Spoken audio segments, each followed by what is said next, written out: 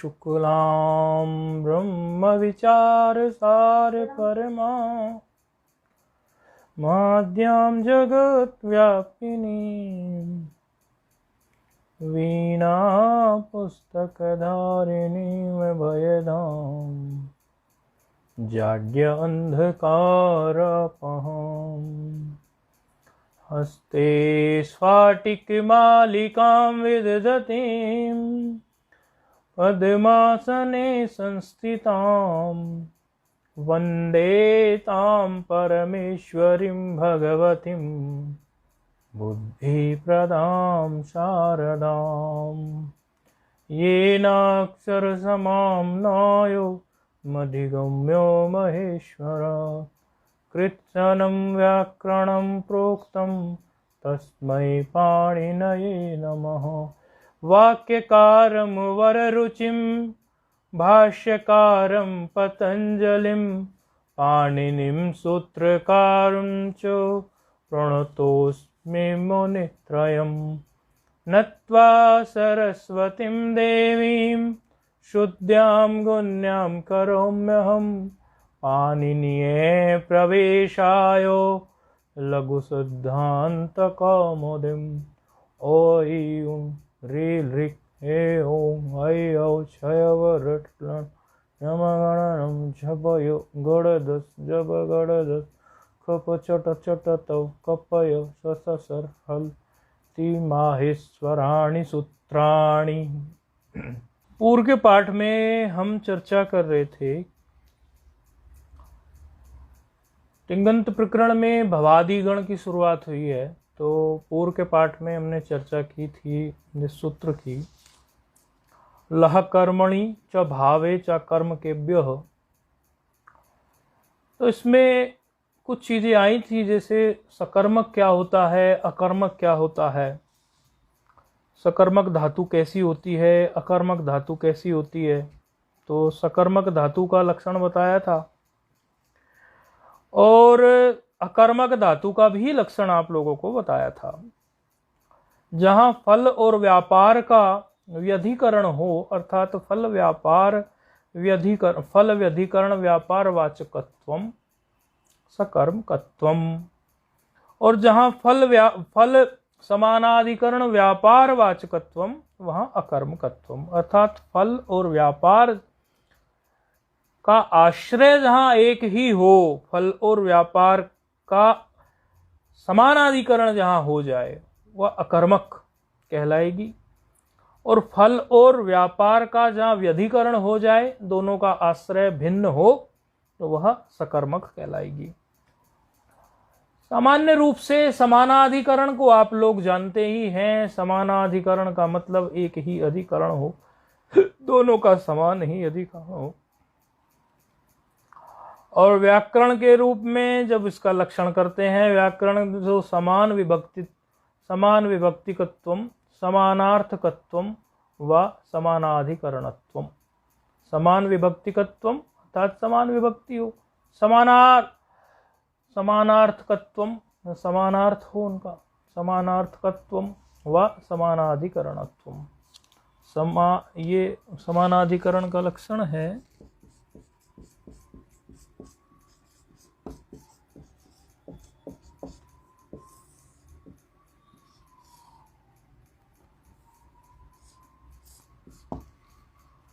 क्या है?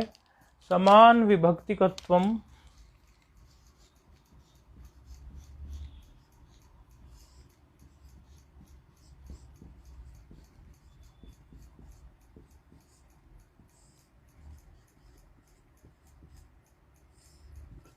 अर्थात समान विभक्ति हो, जिसमें समान विभक्तिकत्वम समानार्थकत्वम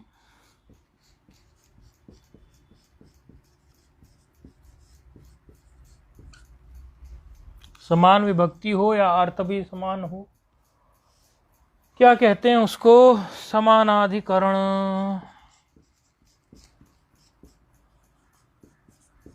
ठीक है। अब जो है इससे भिन्न आपको एक चीज और बताई थी, उसमें ये बताया था, सूत्र ने ये कहा था कि लकार जो हम अभी करने जा रहे हैं, लट लिट लुट लिट लेट लोट, ये सब जो लकार हम करने जाएंगे, 10 लकार आपको बताए थे। इसमें लेट लकार वेद में प्रयुक्त होता है, छंद मात्र गोचर, छंदो मात्र गोचर, ऐसा लघु सिद्धांत कौमुदी के क्रम में आया था। तो ये जो लकार हमारे हैं, इन लकारों को करने का जो एक तरीका बताया था, कहा था कि लकार जो होंगे सकर्मक यदि कोई होगा तो वो कर्मवाच्य होंगे या कर्तरीवाच्य होंगे, अर्थात कर्मणि कर्तरि च, कर्मवाच्य होंगे या तो कर्तरीवाच्य होंगे।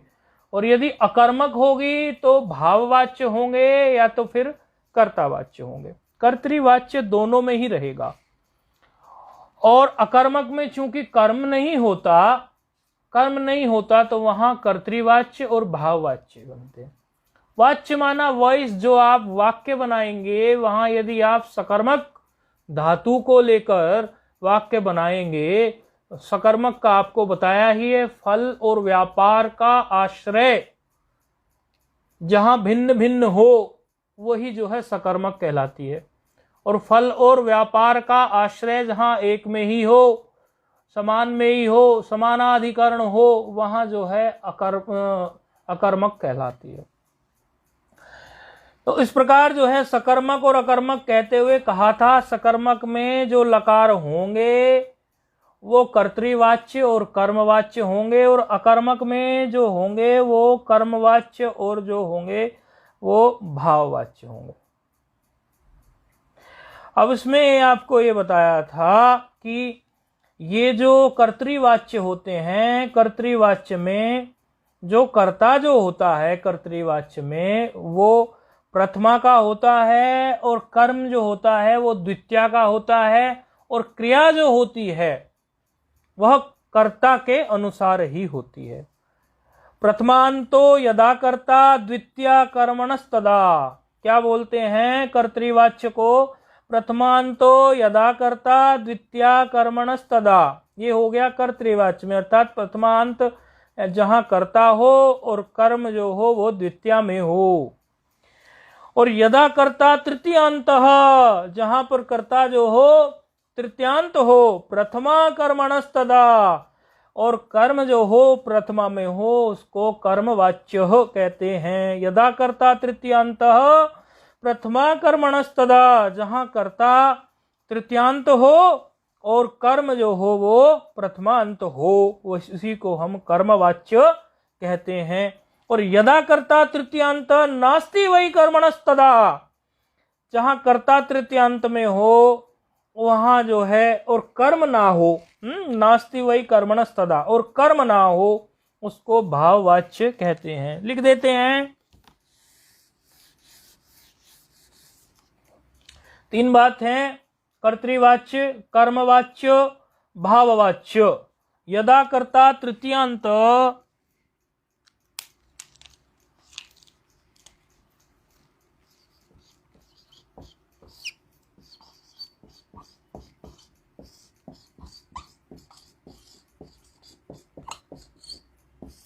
यदा कर्ता तृतीयांत प्रथमा कर्मणस्तदा,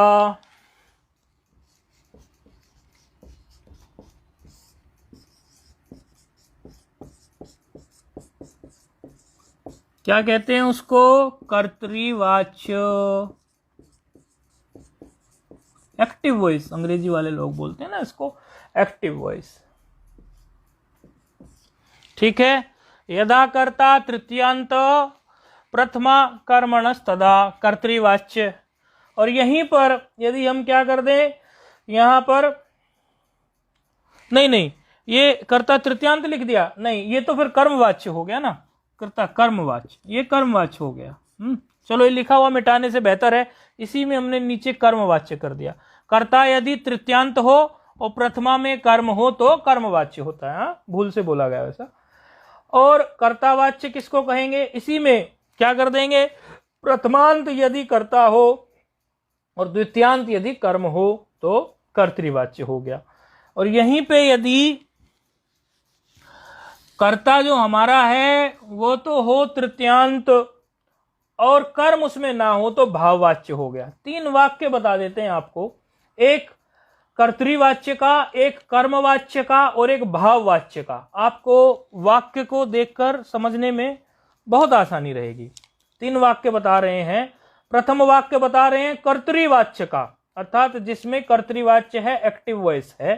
कर्तृवाच्य वाक्य किस प्रकार के होते हैं?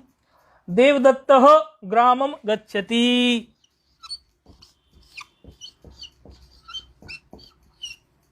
देवदत्तः ग्रामं गच्छति, ये एक वाक्य हो गया। देवदत्तः ग्रामं गच्छति। दूसरा वाक्य हो, ये किसमें हो गया? कर्तृवाच्य। कर्ता कौन है इसमें? देवदत्त, और क्रिया भी देवदत्त के अनुसार ही गच्छति है। यहां पर कर्तृवाच्य में ऐसा ही होता है। दूसरा वाक्य ले देते हैं जिसमें कर्ता तृतीया में आएगा। और देखो ग्रामम जो है, रामम की तरह ग्रामम जो है ये द्वितीया है, देवदत्त जो है वो प्रथमा एक वचन है, और गच्छति तो अभी आप आगे बनाएंगे ही, आगे प्रथमा की एक वचन की ही है। आगे यदि हम इसको कर्मवाच्य में बोलना चाहें इसी वाक्य को, तो कर्ता को तृतीया में ले जाएंगे, तो और यहां पर जो है कर्म जो होगा वो प्रथमा में ले जाएंगे, और कर्म के अनुसार ही क्रिया ले लेंगे। जैसे कर्ता को तृतीया में ले जाइए, देवदत्तेन, देवदत्तेन, इस प्रकार हो गया। देवदत्तेन ग्रामः, देखो प्रथमा में आ गया, ये ग्रामम से उठकर सीधा ये प्रथमा में आ गया, ग्रामः। और गम्यते, ग्रामः के अनुसार गम्यते। अच्छा, ये क्या हो गया? हमारा कर्मणि हो गया, अर्थात कर्मवाच्य हो गया। अब इसी को भाववाच्य में ले जाएं, वहां कर्म होगा ही नहीं। और कैसे बनेगा? देवदत्तेन भूयते, देवदत्तेन भूयते माना होना, देवदत्त है ऐसा, और क्या है? तो इस प्रकार ये 3 वाक्य जो हैं आपको कर्तृवाच्य, कर्मवाच्य और भाववाच्य के समझने में आपको आसानी रहेगी। ये सब पूर्व के पाठ का ही अंग चल रहा है। अभी अगला सूत्र हमने शुरू नहीं किया, ये पूर्व के पाठ की ही बात आपकी चल रही है। धातु क्या होती है? धातुअर्थ क्या होता है? जिसमें फल और व्यापार हो, फल व्यापार हो धातु अर्थ हो। धातु का अर्थ क्या होगा? फल व्यापार हो धातु अर्थ हो। ठीक है। अच्छा, अब जो है अग्रिम सूत्र की तरफ हम बढ़ते हैं। अग्रिम सूत्र की तरफ चल रहे हैं। अब आज के पाठ में अग्रिम सूत्र आ रहा है, वर्तमाने लट।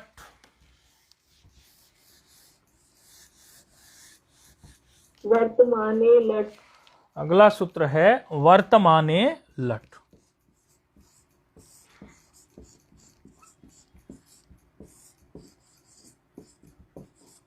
देखो, आपको जो लकार बताए थे उनमें सर्वप्रथम अब जो है लकार होने जा रहा है लट लकार। किस स्थिति में लट लकार होगा उसी बात को लेकर वही निर्णय लेके ये सूत्र आ रहा है 3-2-123।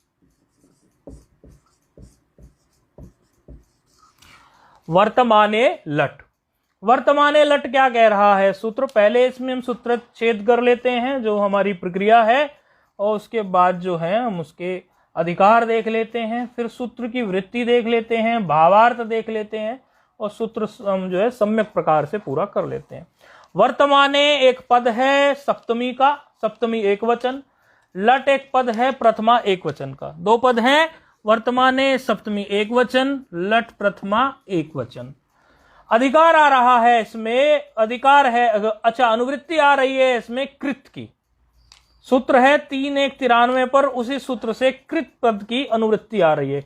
कृत पद है 3-1-93 से अधिकार इसमें जो चल रहा है। अच्छा, पहले हम जब सुबंत सिद्ध करते थे तो प्रत्यय परश्चय का अधिकार चलता था, वहां पे ज्ञ प्रातिपदिका का अधिकार चलता था, और उसके बाद हम वहां प्रातिपदिक संज्ञा करने के लिए 2 सूत्र बोलते थे।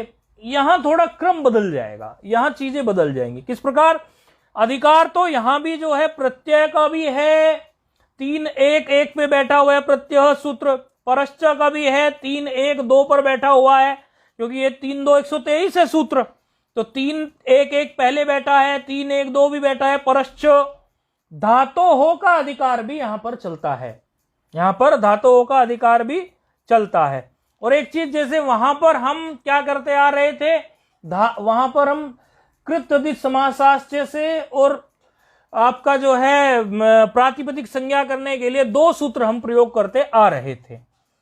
तो दोनों अर्थवत धातु प्रत्यय और कृत तद्धित समासाश्च। यहां है हमें धातु संज्ञा करनी है, क्योंकि जब तक धातु संज्ञा नहीं होगी तब तक हम जो है उसका प्रयोग कैसे कर सकते हैं। तो उसके लिए आप जो पूर्व में सूत्र पढ़ के आए हैं भुवाद्यो धात्वा, बार बार इसको आपको रिकॉल करना है। प्रत्यय, परश्च, भुवाद्वो धात्वा, इस प्रकार और धातों का अधिकार, ये सब सूत्रों को आपको कॉल करना है। वहां के आपको प्रातिपदिक संज्ञा करने वाले सूत्र को नहीं लेना है और ज्ञ प्रातिपदिकाद इत्यादि को नहीं लेना है। तो यहां जो अनुवृत्ति है प्रत्यय की है, परश्च की है, धातुओं की है, इन सब की अनुवृत्ति आ रही है, और वर्तमाने की भी है, आद उद्याच की भी है। अब जो है इसके बाद हम सूत्र का अर्थ कर लेते हैं। वृत्ति कह रही है वर्तमान क्रिया वृत्तेर धातोर लट स्यात्। वर्तमान क्रिया की यदि बात कहोगे, यदि वर्तमान काल की बात कहोगे, तो धातु से परे लट प्रत्यय हो।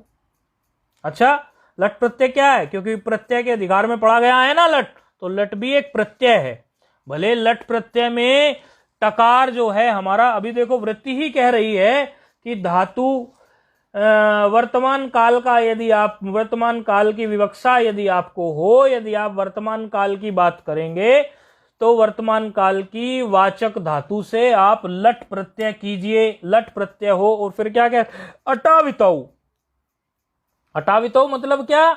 देखो इसमें अटौ इतौ ऐसा है, अटावितौ को तोड़ोगे ना तो अटौ इतौ ऐसा निकलेगा। तो अटावितौ मतलब क्या है? कहते हैं ये जो लट प्रत्यय आप करेंगे, इस लट में जो टकार है, ये टकार चला जाएगा किससे? हलंत्यम से। हलंत्यम आपने पढ़ा है भली भांति, हलंत्यम अदर्शनम लोपः तस्य लोपः से अनुबंध लोप हो जाएगा।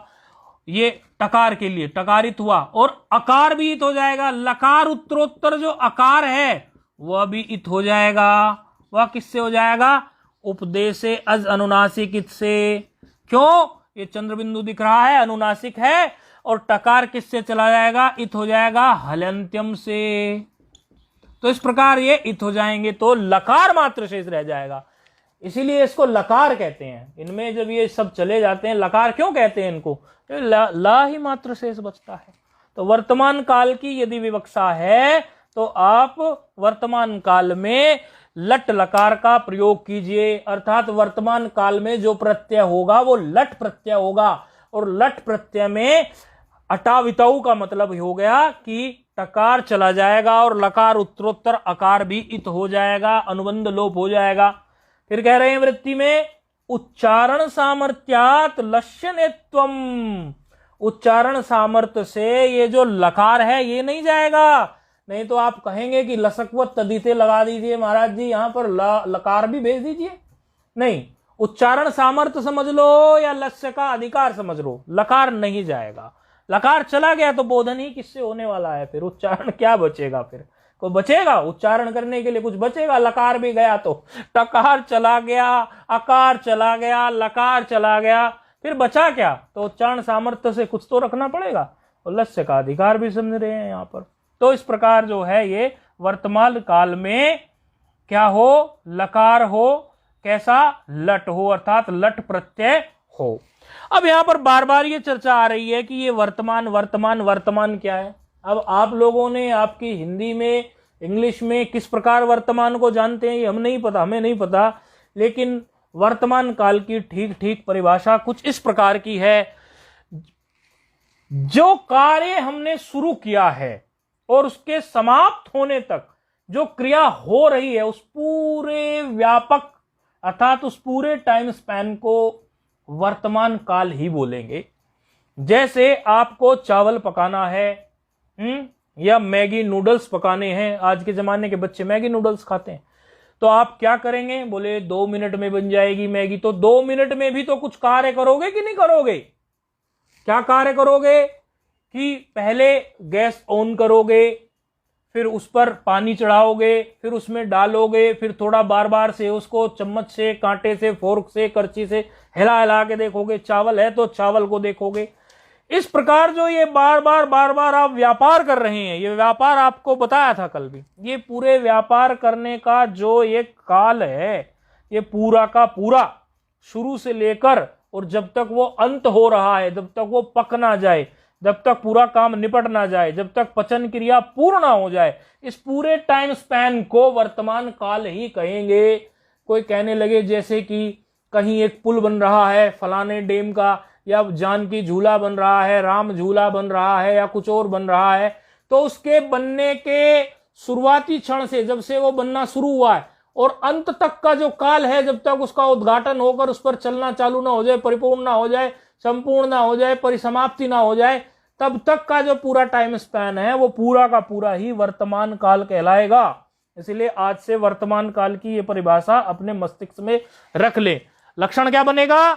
समारब्ध क्रियायाः परिसमाप्ति पर्यंत, जो क्रिया प्रारंभ की गई है समारब्ध क्रियायाः परिसमाप्ति पर्यंत, समाप्ति तक, व्यापक, अर्थात वो टाइम स्पैन के लिए व्यापक शब्द लिया है, व्यापक क्रिया आश्रय, व्यापक क्रिया आश्रय, क्रिया का आश्रय है कि नहीं उस काल में, कालत्वम वर्तमानत्वम, ये लक्षण हो गया। तो इस प्रकार जो है वर्तमान काल अब आपकी समझ में भली भांति आ गया होगा। ठीक है, अब ले लेते हैं, कह रहे हैं सब सर्वप्रथम कोई ना कोई धातु तो हमें लेनी पड़ेगी। बोले ले लेते हैं, एक धातु लेते हैं भूसत्तायाम, भूसत्तायाम धातु ले लेते हैं। कहते हैं भूर्भुवः स्वः में भी भू सर्वप्रथम आया है, मंगलकारी बहुत है, इसीलिए हम इस भू धातु को ही ले लेते हैं। और चूंकि ये भू धातु ही आदि में है इस गण में, इस गण में अन्य भी धातुएं आएंगी, लेकिन भू धातु ही आदि में बैठी है, इसीलिए गण का नाम भी भवादि पड़ गया। भू आदि से इकोयणची होके भवादि, तो इस प्रकार जो है इसका नाम जो है भवादि गण पड़ गया। भूसत्तायाम धातु में कर्तरी विवक्षा में, क्योंकि अभी हम ये 10 गण पढ़ने जा रहे हैं, 10 गण की हम आरंभ हो रहा है हमारा। भवादिगण, अदादिगण, जुहोत्यादिगण, दिवादिगण, स्वादिगण, तुदादिगण, रुधादिगण, तनादिगण, क्रियादिगण, चुरादिगण, ये 10 गण है। भवादिगण, अदादिगण, जुहोत्यादिगण, दिवादिगण, स्वादिगण, तुदादिगण, रुधादिगण, तनादिगण, क्रयादिगण, चुरादिगण, इन 10 गणों को हम लेंगे और प्रत्येक में जो भी धातु पूर्व में रखी हुई है उसी धातु के नाम से उस गण को उस हिसाब से रख दिया गया। ये तो आप पढ़ते जाएंगे गण को तो पता चलता जाएगा। अभी भवादि गण में भू धातु को प्रथम लिया गया है, तो इस पर श्लोक भी है, इस पर आप श्लोक भी एक याद रख सकते हैं। इस प्रकार जो है कि भवाद्यादो जुहोत्यादिर दिवादि स्वादिरेव च तुदादिश्च रुदादिश्च तने क्रियादि चुरादयः। पूर्व के काल में, अभी तो क्या है संस्कृत कुछ समय से जो है कम सी प्रयोग में हुई, इस वजह से लोगों को कठिनाई जानने लगी। अन्यथा तो पहले कोई भी बात कहनी होती थी तो संस्कृत के श्लोक से ही बात कही जाती थी। अब यही तो बात कही है इन्होंने कि भाई ये 10 गण है, उसी के लिए श्लोक मिल गया। भवाद्यादौ जुहोत्यादिर दिवादि ही स्वादिरेव च तुदादिश्च रुदादिश्च तन्क्रियादि चुरादयः, ऐसे ही होता था पहले। वस्तुतः ये जो सूत्र आप पढ़ रहे हो 1275 लघु सिद्धांत कौमुदी में, ये भी छंद ही हैं। ये तो सूत्र के रूप में बाद में रचे, आप देखेंगे ये तो छंद थे पूर्व में। तो छंदवत सूत्राणि भवन्ति, छंद ही रहेगी उसी अनुसार, इसलिए इनका उच्चारण भी कई बार होता है। खैर, ये फिर हमने प्रारंभ में जो है लघु सिद्धांत कौमुदी क्रम से भू सत्तायाम धातु को ले लिया। सत्तायाम क्या? भू मतलब होना मात्र, सत्ता मात्र, होना मात्र, उसी को कहते हैं भू सत्ता। भू धातु जो है सत्ता अर्थ में, होना मात्र जो है भू सत्तायाम। कर्तरी विवक्षा में करेंगे, आगे कभी कर्म में करेंगे, अभी कर्तरी विवक्षा में चल रहे हैं। कर्तरी विवक्षा में वर्तमान काल में लट प्रत्यय करेंगे, वर्तमान काल के लिए लट प्रत्यय ही होता है। ठीक है, ले आइए भूसत्तायाम धातु ले लीजिए और कर्तरी विवक्षा में लट ले लीजिए। और लट की पूरी प्रक्रिया आप जान चुके हैं। लट में से केवल लकार मात्र शेष बचेगा, टकार और लकार उत्तरोत्तर अकार जो है ये इत हो जाएगा। अदर्शनम लोपः तस्य लोपः से लोप हो जाएगा। ये बात हम आपको भली भांति समझा चुके हैं, तो इसको दोबारा से कहने की जरूरत नहीं है। तो भूधन लट में केवल भूधन ला मात्र जो है वो शेष रह जाएगा। ठीक है, अब जो है भूधन ला एक ऐसी स्थिति बन गई हमारी। आपकी पुस्तक में भी लिखा है क्या, कर्तृविवक्षायाम भूला इति स्थिते, कर्तृविवक्षा में भूधन ला अर्थात भूला इति स्थिते ऐसी आ गई। इसके बाद जो है अग्रिम सूत्र शुरू हो रहा है।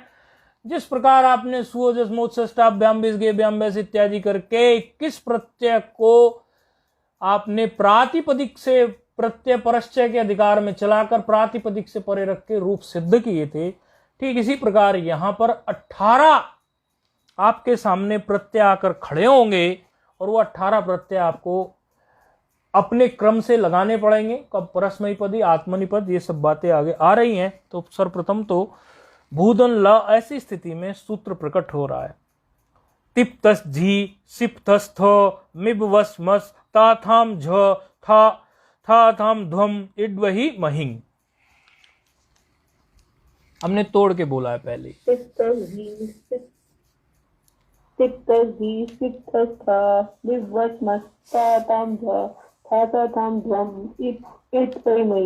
हाँ, सूत्र है तिप्तस झी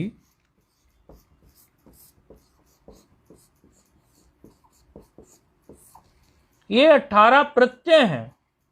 तिप्तस झी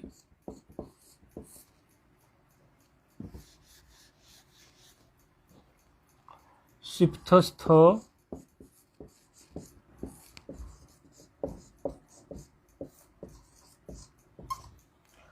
तिप्तस झी सिप्तस्थ मिब, ये मिप से मिब हुआ है, झलाम जसो अंते से मिप है, ये मिप से मिब हुआ है। मिप वस मस,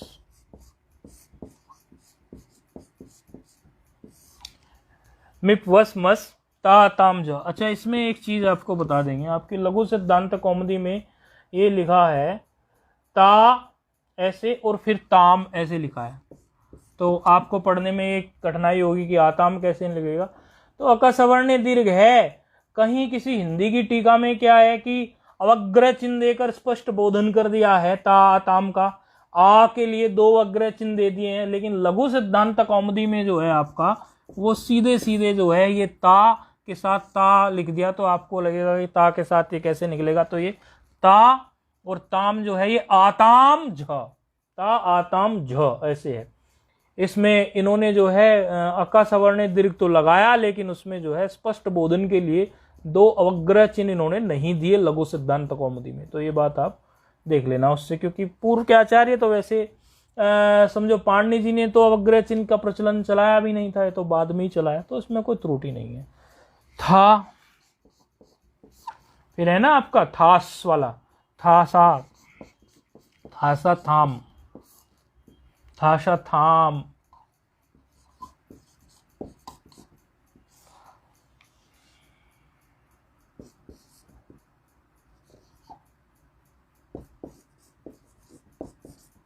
वही महिंग। ठीक है, ये है 3 4 78।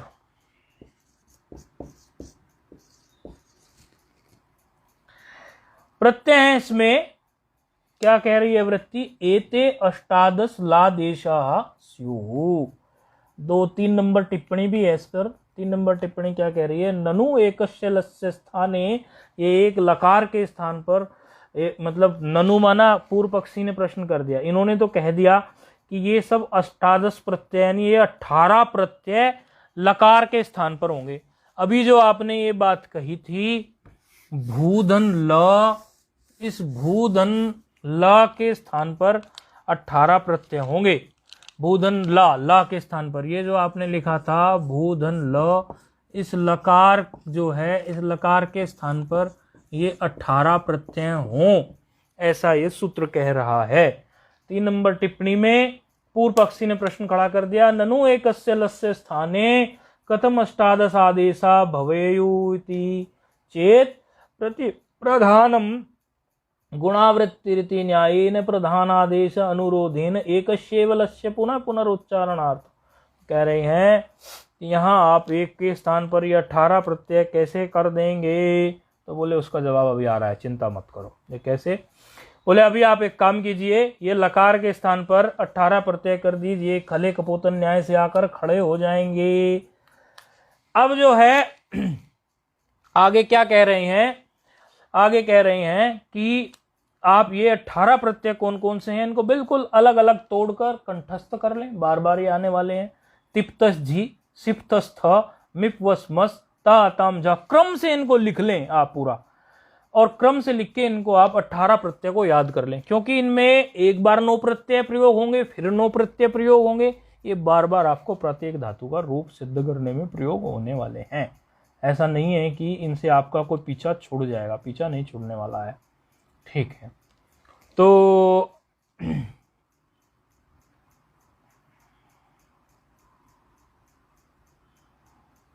हाँ, इसमें क्या है, ये जो आप देख रहे हैं, ये क्या देख रहे हैं कि आपके तिप, जैसे ये आप देख रहे हैं कि तिप्तस झी है, तिप्तस झी में देख रहे हैं ये पकार इत्यादि जो हैं, इनकी देखो तो आपकी इनको हलंत्यम से चला जाना चाहिए। पकार जो है तिप में भी है, सिप में भी है, मिप में भी है, तो ये तो चला जाना चाहिए हलंत्यम से, लेकिन उनको इसलिए नहीं भेज रहे हैं, आगे सार धातुकम अपित सूत्र आएगा तो उसमें सार धातुक इत्यादि में जो कार्य करने होंगे, तो वहाँ आप जो पकार जिसमें इथो उसी को तो पित बोलते हैं, तो वहाँ यदि पकार हो ही नहीं तो पित कहाँ से निकल के आएगा? तो ये इस वजह से इनको अनुबंध लोप जो है ना करने की बजाय जो है इनका कुछ प्रयोग करने के लिए इनको यहाँ पर रख लिया गया है।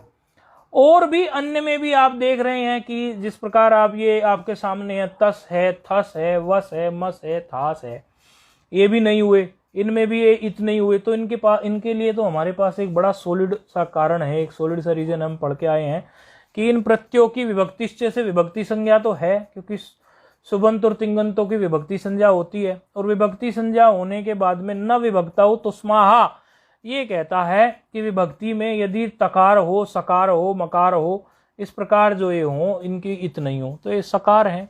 तो सकार कहाँ से इत हो जाएंगे? तस में भी सकार है, थस में सकार है, वस में, मस में, थास में, इसमें। और आताम, आधाम, आताम, आथाम, ये जो ध्वम इत्यादि जो है, ये इनमें जो मकार है, इनकी भी मकार की नहीं होगी, क्योंकि न विभक्तो तुस्मा ही इनकी इत का बाद कर देगा। और जो आपके ये इट वही महिंग में जो महिंग जो है, और महिंग का उपयोग हम आगे तंग और तिंग ये सब प्रत्याहार बनाने में कहेंगे, क्योंकि तंग को लेकर भी सूत्र लेंगे और तिंग को लेकर भी हम रखेंगे बार बार विचार, तो तंग और तिंग बनेंगे ही नहीं। यदि यही चले गए तो तंग और तिंग को लेकर फिर सूत्र कहाँ से खड़े करेंगे? तो इस प्रकार जो है कुछ में तो हमारा जो नियम है वही रोक देता है उनको इत होने से, और कुछ में उनको जानबूझकर इत नहीं होने दिया गया है, क्योंकि सूत्रों में उनकी मदद लगेगी हमें। तो ये 18 प्रत्यय जो हैं खले कपोतन न्याय से आकर खड़े हो गए हैं। अब इन 18 प्रत्यय की व्यवस्था देने के लिए अग्रिम सूत्र प्रकट हो रहा है। लह परस्मई पदम, लह परस्मई पदम, अग्रिम सूत्र प्रकट हुआ लह परस्मई पदम।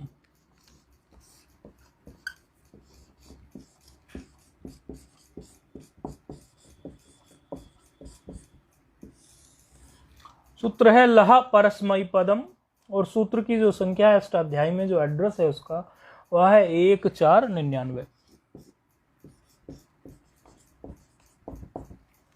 अच्छा, सूत्र क्या कह रहा है? लादेशाह परस्मई पद संज्ञासु। अच्छा, पदच्छेद कर सूत्र छेद कर लेते हैं। ला एक पद है षष्ठी का, षष्ठी एक वचन है। प्रथमई परस्मई पदम जो है प्रथमा एक वचन का है। स्थान षष्ठी है लहा में, तो आदेश का अध्याय भी कर लिया जाएगा। अब इसमें जो है सूत्र क्या कह रहा है? सूत्र कह रहा है लादेशः परस्मई पद संज्ञास्यो। क्या कह रहा है कि ये जो ला के स्थान पर आपने आदेश किए हैं, लकार के स्थान पर जो आपने आदेश किए हैं, लकार के स्थान पर होने वाले जो आदेश हैं, वे परस्मयी पद संज्ञक हों। ला के स्थान पर 18 हुए हैं, तो 18 के 18 इनके हिसाब से तो ला परस्मयी पद के हिसाब से 18 के 18 परस्मयी पद हो गए, लेकिन अग्रिम सूत्र आकर और कुछ व्यवस्था दे देगा। सर्वप्रथम तो सामान्य बात कही जाती है, फिर आगे किसी अपवाद सूत्र इत्यादि को रखकर फिर उसमें जो है विशेष व्यवस्था दे दी जाती है। जैसे आपके सामने आपने पढ़ा था सूत्र अर्थवत धातु प्रत्यय प्रातिपदिकम, उसमें आपने कहा था कि इस प्रकार आपको लेके चलना है, इनकी प्रातिपदिक संज्ञा होगी। फिर उसमें से स्पष्ट बोधन कर दिया था कि अप्रत्यय इत्यादि की प्रातिपदिक संज्ञा होगी, तो यानी प्रत्यय ना हो तब प्रातिपदिक संज्ञा होगी। लेकिन फिर दूसरे सूत्र में कृत तद्धित समासाश्च में कुछ जो है प्रत्यय को लेके भी प्रातिपदिक संज्ञा कर दी थी।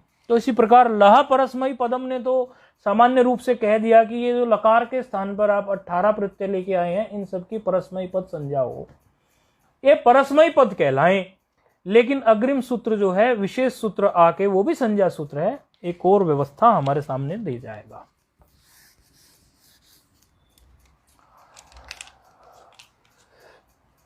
तंगानावात्मने पदम,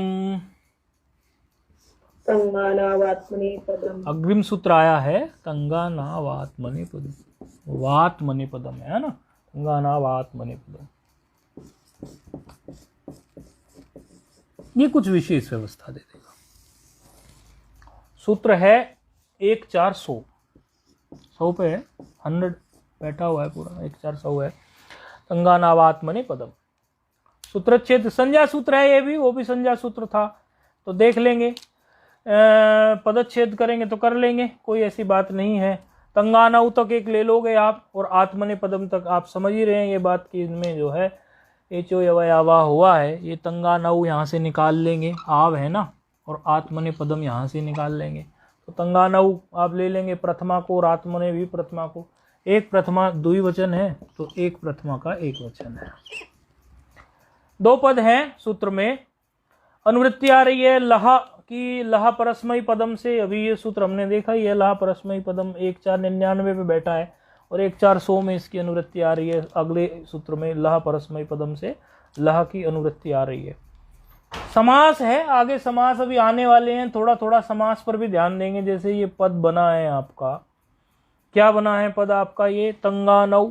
तो तंगानऊ कैसे बना है, तंगानऊ में क्या क्या चीजें हैं। समास जो बनता है वो कुछ पदों को मिलाकर समस्त होता है ना, समसनम समास, कुछ पदों को मिलाकर समास बनता है। संधि क्या होती है, कुछ वर्णों को जोड़ने से बनती है। समास जो होते हैं वो कुछ पदों को जोड़ने से बनते हैं। तो तंग च आनश्च तंगानऊ, यानी इसमें क्या, तंगानऊ में 2 चीज है, तंग है और आन है। ले आन कहाँ से आ गया तो भी बताएंगे। तंग च आनश्च तंगानऊ इतरेतर द्वंद्व है। अच्छा कैसे हुआ, बोले देखिए तंग क्या है, तो तंग तो आप समझ जाएंगे, तंग को समझने में आपको कोई कठिनाई नहीं आएगी। अभी आप जो ये प्रत्यय करके आए हैं, तिप्तस झी सिप्तस थ मिप वस मस, इस प्रकार के जो प्रत्यय हैं, इसमें आप तंग तो समझने में आपको कोई कठिनाई नहीं आएगी। अच्छा, और दूसरे जो प्रत्यय आपने किए हैं, ता आताम झ था साथाम ध्वम इट वही मही, इनको चाहें तो आप अपने अभ्यास के लिए अपने हाथ से एकदम अलग अलग करके निखार के लिख सकते हैं। जैसे लिख लेंगे यहाँ पर तिप्तस जी,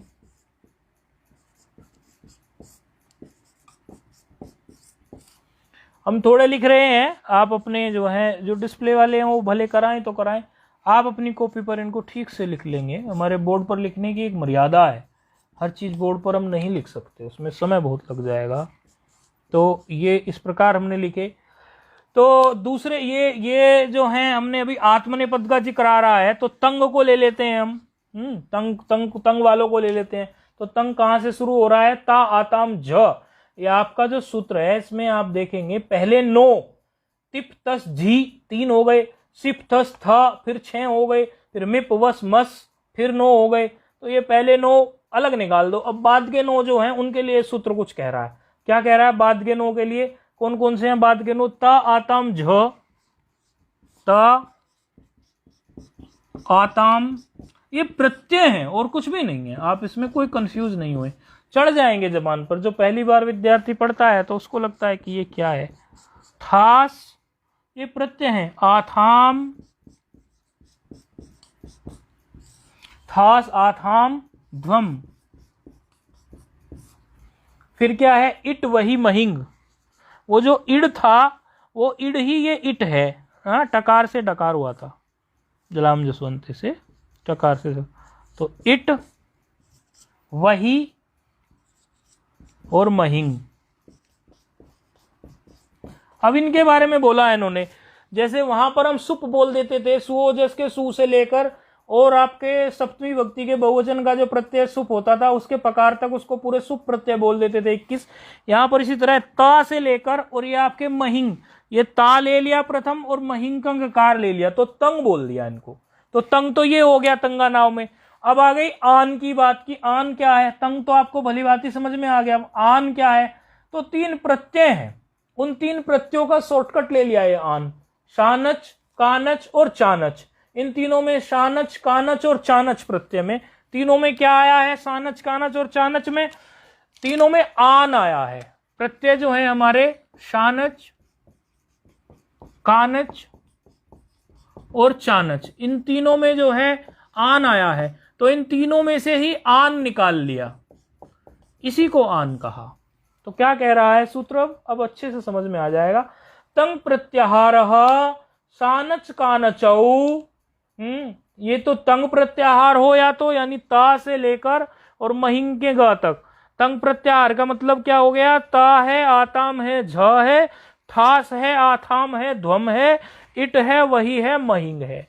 तंग बोलते ही ये 9 आपके मस्तिष्क में आ जाने चाहिए। तो तंग प्रत्याहार शानच कानचौ चेत, क्या कह रहे हैं, इत संज्ञा स्यु, चेत संज्ञा स्यु। हाँ, ये जो संज्ञा की गई है, इत तुमने गलत बोला, ये चैत संज्ञा स्यु। ये क्या कह रहे हैं, ये कह रहे हैं कि ये जो आप इसमें ये प्रत्यय हैं तंग प्रत्याहार के, ता आताम झ, था साताम ध्वम, इट वही महिंग, ये प्रत्यय जो हैं, और इससे अलावा शानच कानच आदि जो प्रत्यय हैं, शानच कानच प्रत्यय, ये आप पढ़ेंगे। ये प्रत्यय जो हो इनको आत्मनेपद प्रत्यय हम कहेंगे, ये आत्मनेपद संज्ञक होंगे।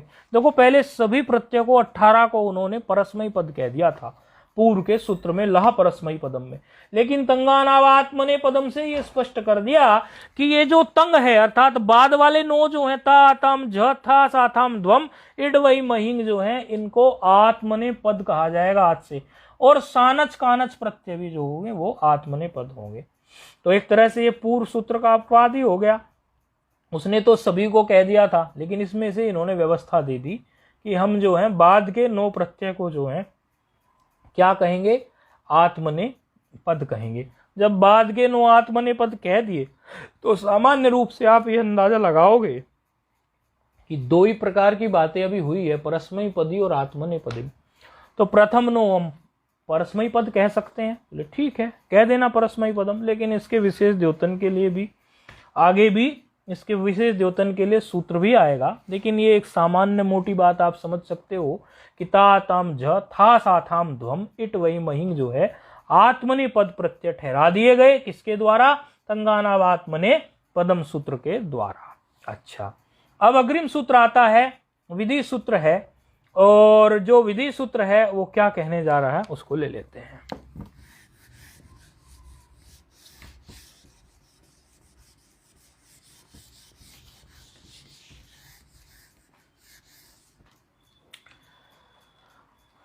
अनुदात्तित आत्मने पदम, आत्मने पदम।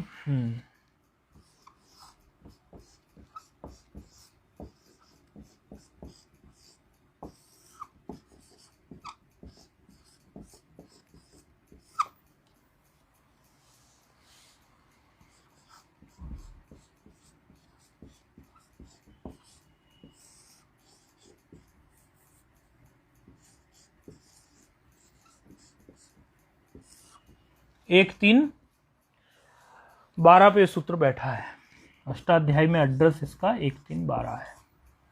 सूत्र 6 पद देख लेंगे। अनुदात गित एक पंचमी का पद है, पंचमी एक वचन का ये पद है, आत्मने पदम प्रथमा का है, ये आप पहले से देख के आए हैं। 2 पदों का ये सूत्र है।